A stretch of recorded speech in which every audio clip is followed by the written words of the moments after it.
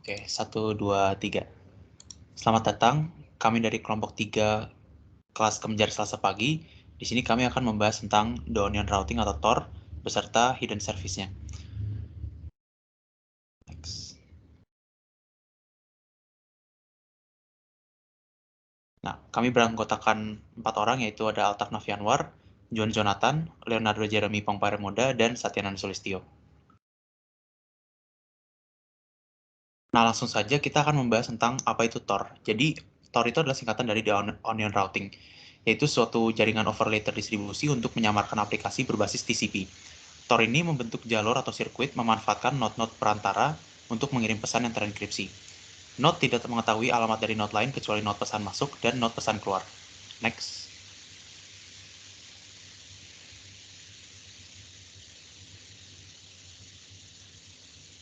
Nah, ini sedikit overview dari node yang ada di Onion Routing. Jadi, node yang ada di tengah itu, atau middle node itu tidak mengetahui node sumber pesan dan node tujuan.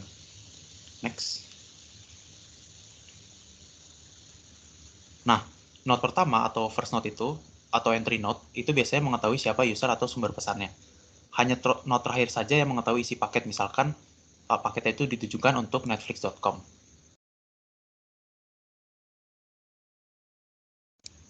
Nah, pada onion routing, paket yang beredar itu adalah suatu paket bernama cell yang ukurannya itu tetap atau fixed size. Hal ini untuk menghindari kecurigaan terhadap paket yang berukuran terlalu besar.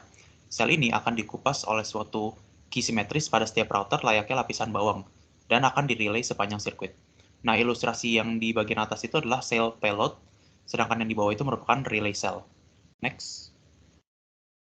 Untuk sel payload sendiri, dia ukurannya adalah 512 bytes, dan itu ukuran tetap. Ada field circ ID, yaitu adalah ID sirkuit di mana sel ini beredar. Kenapa? Karena banyak sirkuit itu dapat dimultiplex pada satu koneksi TLS. Sedangkan untuk field CMD atau command, ini adalah untuk perintah aksi terhadap sel payload, misalkan seperti padding, create atau created, dan destroy.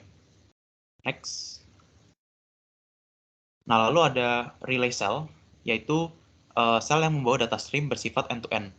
Dan dia ini memiliki header tambahan dari sel payload. Nah, dia ada field-field tambahan seperti relay, itu untuk perintah relay seperti data, begin, end, teardown, dan seterusnya. Lalu untuk stream ID, ini adalah ID dari stream. Kenapa diperlukan ID stream? Karena banyak stream itu dapat dimultiplex pada satu sirkuit. Next. Lalu untuk field digest ini sendiri, dia adalah untuk checksum end-to-end, untuk menjaga integritas data. Sedangkan len itu untuk menuliskan panjang dari payload relay. Nah, jadi Tor ini memiliki esensi yaitu dari strength in numbers. Tor membutuhkan banyak user untuk dapat menawarkan anonimitas, sehingga keamanannya juga bergantung kepada penggunaan. Semakin aksesibel Tor, semakin banyak penggunanya, sehingga semakin aman juga.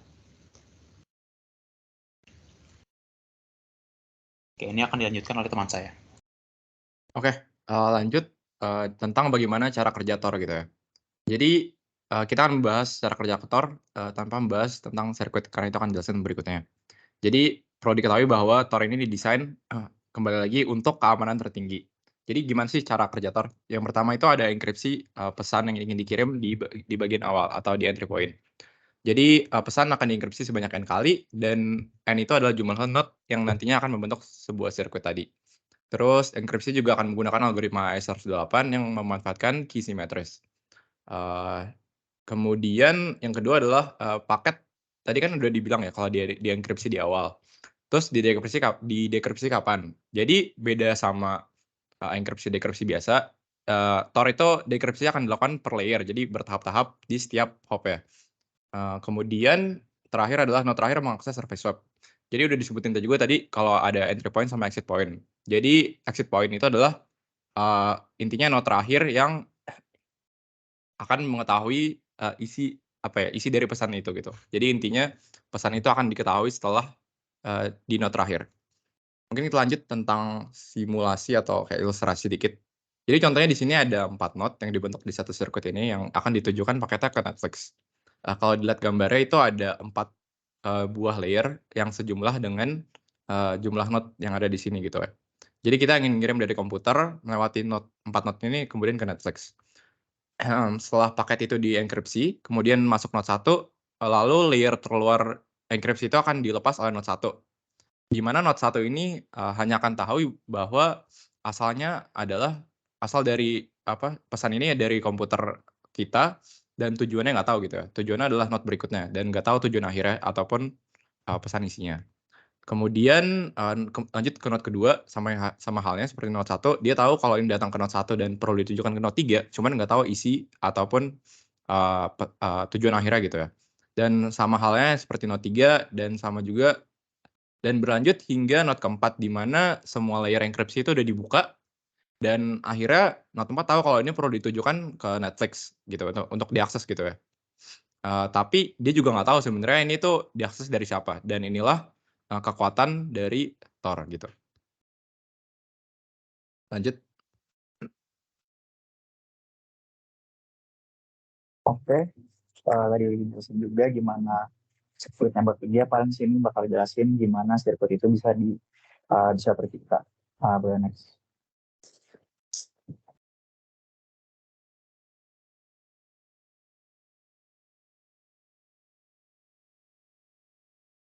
Jadi pembuatan sirkuitnya itu kayak tadi dijelasin juga itu dimulai dari pengirim. Onion proxy dari pengirim ini akan melakukan negosiasi simetris dengan setiap onion router atau node sebanyak satu hop dalam satu waktu. Boleh next.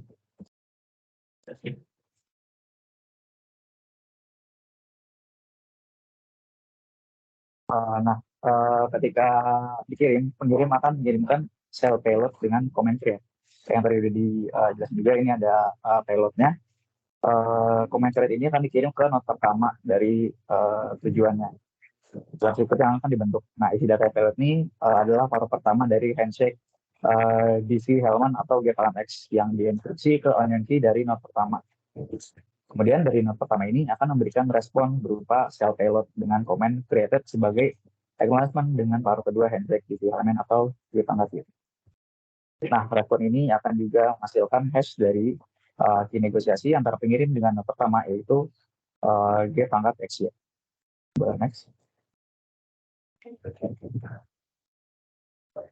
Nah, mungkin ada sedikit ilustrasinya. Jadi di sini pengirim awalnya akan mengirimkan shell payload yang isinya itu ada comment create dan payloadnya itu G-X.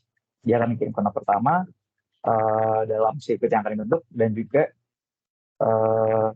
setelah dikirim, node 1 akan memberikan respons juga berupa payload dengan comment created sebagai acknowledgement, dan juga payloadnya itu G-X dan juga disertai dengan hash G-X.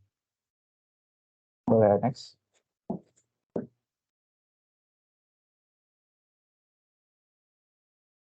Nah, selanjutnya ini ada memperbesar sirkuit. Karena tadi dijelasin juga kan node itu nggak cuma satu ya, butuh beberapa node untuk menjadi lebih secure. Nah, sini jika ingin memperbesar sirkuit atau menambah node ya, pengirim itu harus menginisialisasi relay cell dengan perintah relay extend ke node pertama. Yang disikan address juga dari node setelahnya, yaitu node 2. Di sini pengirim juga menginginkan handshake di elemen baru untuk node 2. Nah, jadi di sini node 1 akan menggunakan shell payload standar kembali untuk membentuk koneksi dengan node 2, sama seperti tahap inisialisasi sirkuit di slide sebelumnya tadi. Nah, di fase akhir nanti, pembentukan sirkuit node 1 dan node 2 akan menghasilkan sel berisikan perintah created juga, sama kayak tadi dari slide sebelumnya. Di sini sebagai acknowledgement juga yang dikirim dari node 2, dan node 1 juga akan kembali menerima sel dari node 2 dan membungkusnya pada sel relay dengan perintah extended sebagai acknowledgement dari extension yang diinisiasi oleh pengirim. Nah,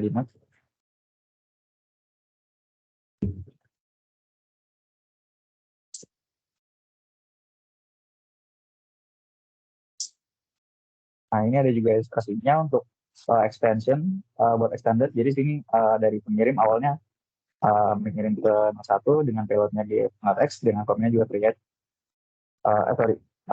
Dengan komennya itu extended dan tujuannya itu ke node 2 dan payloadnya itu G-P. Nah, lanjut dari node 1 dia akan meneruskan ke node 2 nih dengan komen create dan data payloadnya juga G-P. Barulah dari node 2 ini dia akan kembali mengirimkan respons ke node 1 yang berupa komennya itu created dan data payloadnya itu G-X dan hasil hashnya G-X. Nah, dari node 1 dia akan kembali ke pengirim dengan komennya extended dan payload gpngt dengan hash gpngt. Next.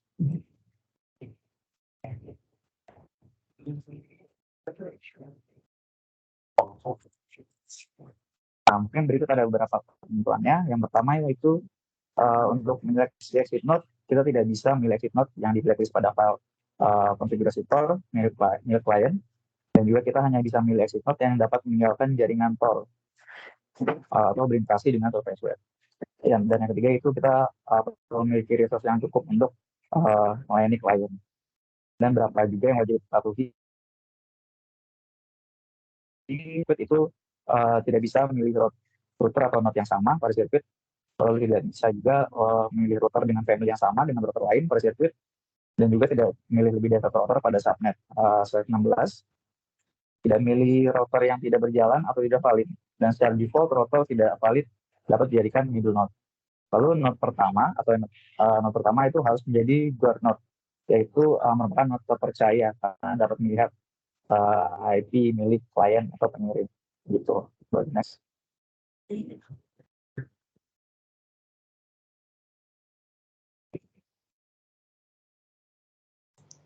Nah, terakhir kita masuk ke Tor Hidden Services atau Onion Service itu sendiri. Nah, di sini adalah salah satu faktor juga yang membuat kenapa Tor itu aman. Next. Nah, beda dengan mengakses website yang biasa, itu ada sebuah klien yang mengirimkan request kepada server, lalu server itu memberikan respons kembali kepada klien ini. Dan selama proses ini, selama proses routingnya, itu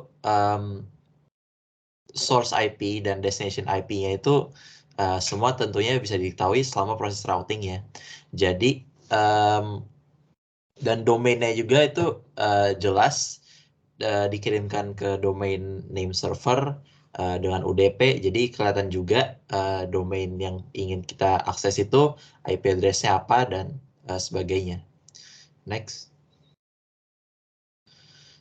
Nah, kalau website akses di Tor itu seperti yang dijelaskan tadi, itu selama pengiriman request ke domain khusus namanya domain.onion, itu ada enkripsinya sehingga hanya specific node itu tahu source IP address dan destination-nya itu kemana aja, dan juga dia itu tidak melalui satu router doang, tapi ada beberapa node, 3 node, sehingga dia juga tidak semua node tuh tahu semua informasinya. Jadi hanya node ini yang mengetahui source IP address, hanya node ini yang tahu destination-nya dan sebagainya.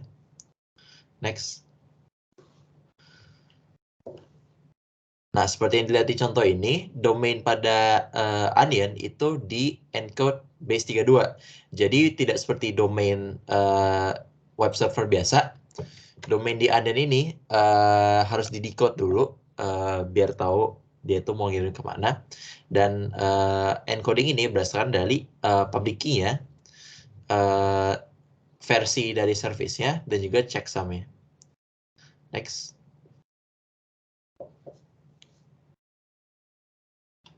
Nah, pertama, saat si web server itu mau mengirim ke kliennya, dia itu harus memilih introduction point-nya.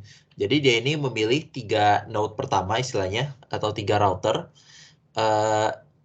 yaitu sebagai introduction point, yang dia itu akan membentuk sebuah hidden service decryptor, yaitu IP address dan public key, lalu didistribusikan ke yang namanya distributed hash table, yang informasi itu cuma sebagian yang cuma dia perlukan aja, jadi nggak semuanya diberikan ke si introduction point ini.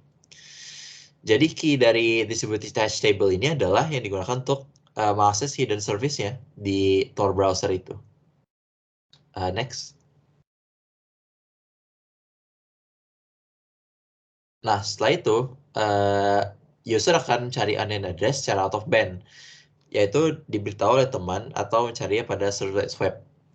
Nah, ini si usernya itu harus mengakses ke introduction point tersebut untuk membaca DAT untuk mencari key yang tadi. Kalau tidak, nanti dia tidak tahu onion address yang perlu diakses. Jadi ini juga kenapa dia aman tuh daripada user dan client dan server itu koneksi secara langsung dan semua credential seperti IP address itu tuh diketahui. Dia itu dialihkan nanti istilahnya dioper pertemuannya itu nggak langsung ke klien ya, tapi ke titik temu atau rendezvous point. Next. Nah, jadi si rendezvous point ini ada dua layer lagi istilahnya, yaitu Tor node semua yang dipilih secara acak. Jadi meskipun kita mengakses onion address yang sama, bisa aja nodes yang dipilih itu berbeda.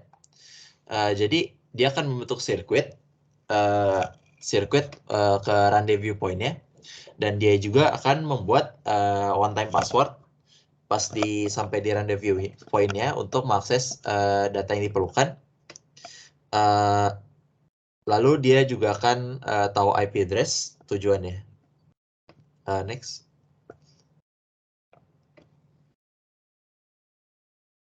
Jadi introduction point-nya akan mengirim message dari rendezvous point ke web servernya, dan dia akan ya ngirim response kalau dia itu diterima atau tidak. Jika diterima, web server akan bentuk sirkuit baru ke rendezvous point tersebut. Jadi saat dia mengirim request sama mengirim response, itu sirkuitnya beda. Jadi nggak melewati jalan yang sama. Nah, si rendezvous point-nya juga bisa menebak kayak user dan server itu mau komunikasi sama satu sama lain. Jadi dia akan bertindak sebagai hop terus menghubungkan antara client dan servernya. Next.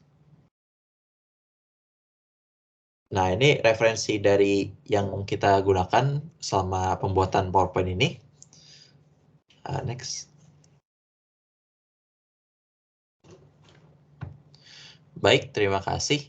Itu saja untuk presentasi tentang Tor ini dari kelompok 3. Mohon maaf jika ada kesalahan kata selama presentasi ini. Selamat malam dan terima kasih.